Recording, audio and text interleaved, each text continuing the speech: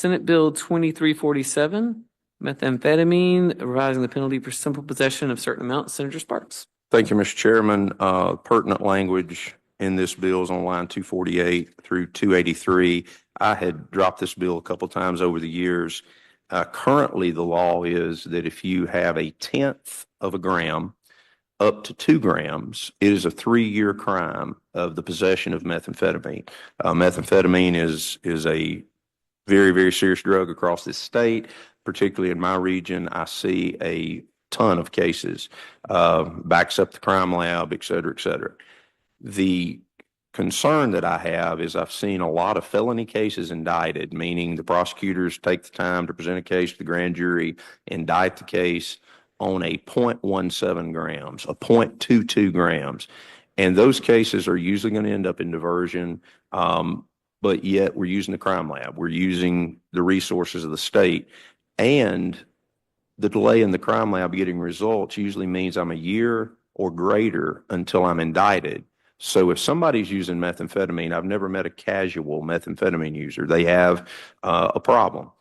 If I can get them into misdemeanor court, into justice court, into municipal court, and usually that's within a matter of a couple of weeks, that it would be better for these very small amounts to be utilized as a misdemeanor where a first offense is punishable by 30 days or a $250 fine or both. A second offense within 5 years would be a $250 fine, not more than $1,000, not less than 5 days in jail, not more than 6 months in jail. And a third offense within 5 years would in fact be a felony and would be a 5-year crime. In addition to that, the court shall require the defendant to participate in a drug education program approved by the Division of Alcohol and Drug Abuse. The point of it is if I can get you into court quickly, and maybe you are at the beginning, you've not committed a property crime, you've not committed some other offense, that we can address it at the misdemeanor level. Additionally, from a gram to 2 grams, it raises that threshold from a 3-year crime to a 5-year crime. The biggest reason there is that we have a lot of people from a gram to 2 grams who will not get into an intervention court because intervention court has 5 years of jurisdiction. So because it's only a 3-year crime, some people will not allow them into intervention court. So that is an explanation of the bill. There is a repealer in this bill as far as this section, because like I said, this is language I've used in the past, but I would yield to any questions, Mr. Chairman. Senator Hill. Make sure I understand this. So between 1 and 2 grams, you're strengthening the penalty. That's correct, yes. And less than a gram, you're dropping it to a misdemeanor. That is correct. But if you stack three offenses of that lower level, it becomes a felony on that third offense within 5 years. How long do you think it would take 3 misdemeanors to clear 3 convictions in a municipal court? How long do you think it would take 3 misdemeanors to clear in a municipal court? Because you would have to have 3 convictions, not 3 charges, correct? That is correct. That's correct. So what's your estimated time frame for them to get to a felony with under a gram? Of course, I'm guessing. Just guess. Right. But from what I've seen, you catch somebody with an amount of methamphetamine. If you want to catch them again, you catch them pretty quickly because nobody's using it casually. So I see it a lot. I'm just wondering if those municipal courts are as backed up as some of these other courts on these felony cases. No, ma'am. They roll them. So they would roll a little faster. They do. Thank you. Thank you. Hickman. Senator Sparks, just was wondering, was there any consideration? I don't know if a such thing exists, but I do know that I think most courts, any DUI that you get, they make you do a program. Was there any thought to, after that first misdemeanor offense or the second one, to require some type of program or education or prevention at that point? Yeah, actually, and I'm glad to work with you to clear that language up, but the court, if you look on 261 for a first, 260 and 261, for a first or second offense under this item, which be the misdemeanor, the court shall require the defendant to participate in a drug education program. I'm hoping to work with our regional, mental health centers, the region, all that, to try to, or community health centers, to try to address this, because that's what you need. And I've even, if you ask me, what do I envision? Okay, I got 30 days in jail. In lieu of 30 days in jail, you shall have an assessment. And I think the judge can do that, because it may be that the assessment helps you know what you need to do. A second offense, 6 months in jail, or you can complete 30 days of inpatient. You know, that's what I'm going toward. I think is what you're saying. That's exactly what I'm saying. Yes. And I think I thought, and maybe it was the way it came to, I thought that would require to happen a third offense, but now I see what you're saying. Yes. I think we could maybe strengthen that some Glad more, to- or talk and make sure they develop a program, kind of like the program with the DUI and stuff. It's a developed program. Yes. It's a set curriculum, and maybe we can work on something like that. Glad to work with you on that. Senator Wiggins, did you have a question? Senator Suber. Thank you, Mr. Chairman. Senator Barrett, would you skip back a little bit so I could see? Senator Sparks, I appreciate your legislation. My question is, on the 1 gram or less, what's typically happening now in the circuit courts when the courts have a defendant that has less than 1 gram? They're generally going to offer them diversion, but it's going to be after they have presented it to the grand jury, which is a lengthy wait, which unfortunately they've probably stacked some other crimes up. So the goal is to get them to court quickly. Well, if they're not doing the diversion, they're either reduce it to misdemeanor That's correct. anyway, or dismissing That's the right. case altogether. So but with this, it looks like, they're going to actually get some help, maybe go to a class to maybe rehabilitate them, maybe get them off the substance they're on. That is 100% the intent. Yes. All right. Thank you. Thank you. Senator Simmons. Thank you, Mr. Chairman. I kind of have a question, and if you would indulge me to explain it, start at line 204. Is the levels of marijuana, and this is simple possession only, not intent to sell or distribute. And I guess I first asked Senator Sparks, our current law, up to 30 grams of marijuana is a misdemeanor.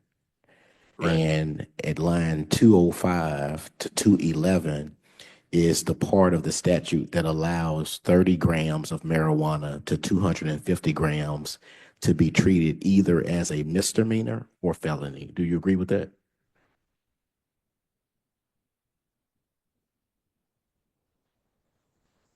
I would say that that's how it reads, because it's confinement in the county jail for not more than 1 year, which I don't know that we ever have defined misdemeanor and felony in the statute, Yeah. but that's the definition we go by. And so when someone has that range between 30 grams and 250 grams, according to the way the law currently is, it could be treated as a less than 1 year or up to 3 years or $3,000 fine, which of course over 1 year is a felony. That is the way I read that section of current law. Okay, and so my question is, as this bill moves through the process, I guess first to you and then also then to the chairman, would you be willing to look at this statute too, in light of where we are regarding medical marijuana in the state of Mississippi, and as currently written this small amount of marijuana, looking at how we could change the penalties here and or raise the limits of the amount that is possessed that could be a misdemeanor? I'm certainly glad to have any conversation with you. Okay. And I understand your point, and I don't know how many people take the option to prosecute under either or. Yeah. But I'll be glad to chat with you. And to be clear, I'm not talking about what is clearly in the statute as felony amounts. I'm only talking about in the spirit of the proposal that's before us regarding smalls amount of meth, if we could also look at smalls amount of marijuana as this bill goes through the process. And I certainly will. The only thing, and I'll have to admit, I'm not much of a meth or marijuana user, but if it's under 1 gram of meth, I'm pretty sure that can be gone in an evening. I'm not sure somebody can smoke 200 grams of marijuana in an evening. So I think part of it It has to depends on who you personal ask in use. this part. That depends on your equipment, I guess. Yes. Thank you. Thank you. Thank you. And would, Senator Simmons? Yes, sir. In your proposal, should it come, would it be similarly related to the intent of the current proposal to get that person treatment? Absolutely. But I just know that the way that law is currently written, even though this is a small amount of marijuana as recognized by the people in this building, at some point that range should be treated as a misdemeanor or felony to the extent someone is experiencing a problem. Let's try to give them the same type of assistance and help that we are considering for people who are on meth. Yeah. Thank you. Senator Hill? Just one more question. I don't remember you addressing the 2 to 10 and then greater than 10. Are those two increased as well? The 2 to 10 and the 10?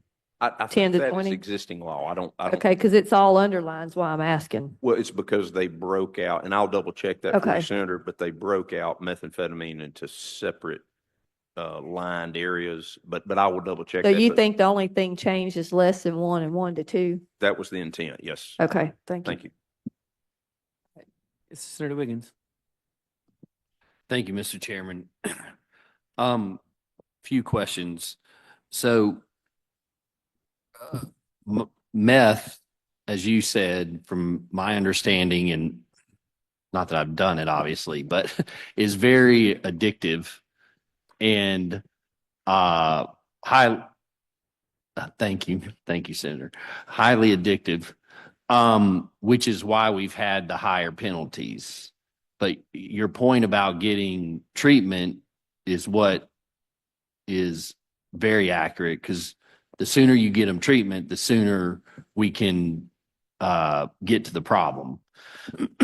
So just going through it, first out in line 106, which is the simple possession, this statute states that if you don't have a prescription, that's when it's illegal. Do we do prescriptions for methamphetamine? Not that I'm aware of. Well, that's why I don't know what this would fall under, because if you look at it, it says it's unlawful, in short, without a prescription. And then it goes on to say marijuana and methamphetamine. So we're basically doing a negative, saying you can write a prescription for methamphetamine. Have we thought about that? I am glad to get with legal and see if that's their reading of it. Obviously, again, I don't think anybody's going to write a script for methamphetamine, but that was not the intent. Okay, so there's that. And then, so I understand in line 261, if I understand, if there is I'm sorry, in line 261, there has to be whatever resolution, there has to be a drug and alcohol program that the person has to be sentenced in. Yes. Is that right? So, and this is my concern. If you're in misdemeanor court, I don't know whether it's city court or justice court, many of them that either have a drug court program. Okay. That have a drug court program or something. Usually what I've seen is they go, okay, you get, we suspend your sentence for 30 days. And then if you mess up, you come back, we don't put them into a drug program. But you're saying under meth, under this, that if it's charged that way and it's resolved through plea or something, they have to be put into a program. Yes. If it's a conviction, yes. Okay.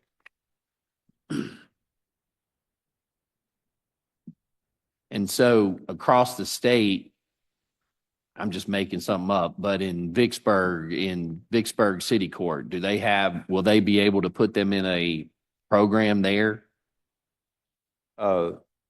I'm leaning on our community mental health centers, the Region 4, if I'm using the right terminology, up in my area, and other places such as that who do this kind of work already, Communicare, over in the Lafayette County area.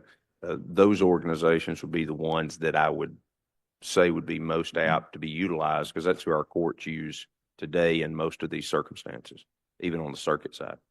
So Okay, so they would be, they would be sentenced to attend a program at the community mental health center Well, they for would be, drug. sure, possession they would be addiction. sentenced to attend it. Now, if Right. they have something somewhere else that is acceptable to the judge, that's fine. I'm not trying to lock them into it. It is just a program that's approved by the folks at mental health, because I think that, they should be the gatekeeper of whether it's a good program. or Yeah, not. you're right. So in my area, sometimes there's places in the churches and Right. the If it's judges approved, will that's right. say, to go to this place. So the bottom line is with that amount, they have to go to some kind of drug program sentenced by the judge. That's correct. Okay. No.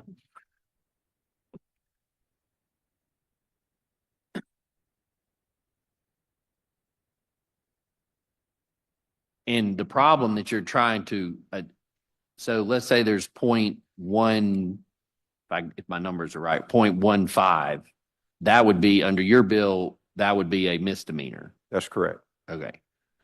Right now, if it's a 0.15 in many places across the state, it's indicted as a felony. Is that right? That is correct. Obviously. That's correct. And so then that means that, like you said, they either go into diversion or something. But that's after you wait on a crime lab. And Right. after you present to the grand jury, you can't go to the grand jury without a crime lab. And what we're really trying to prevent is this person stacking more charges, ultimately a property crime. Because if you are using methamphetamine, eventually most people are going to run out of funds, then they're going to beg, borrow, steal. And the steal part gets us new felonies. And we're trying to get you to someone sooner. How many, just ballparking, how many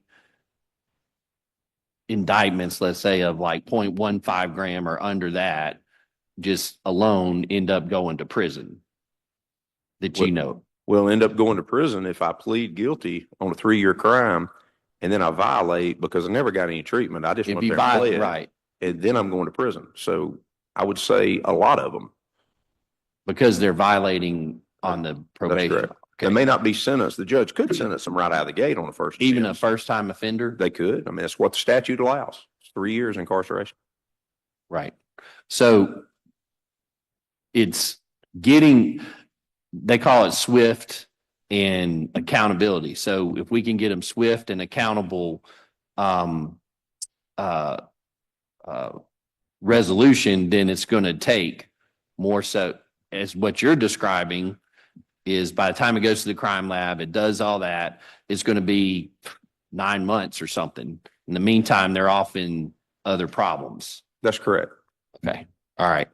Especially in the rural areas where grand jury may not meet but 3 times a year. Okay. So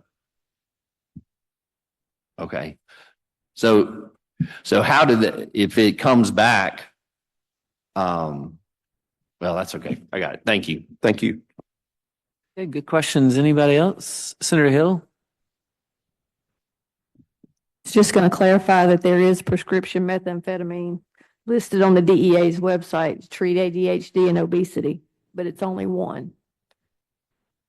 All right, seeing no other questions for a motion? Title sufficient do pass. Motion is title sufficient to pass. All in favor say aye. Aye. Any opposed, nay. The ayes have it. All right, thank you, Senator Sparks. Thank you.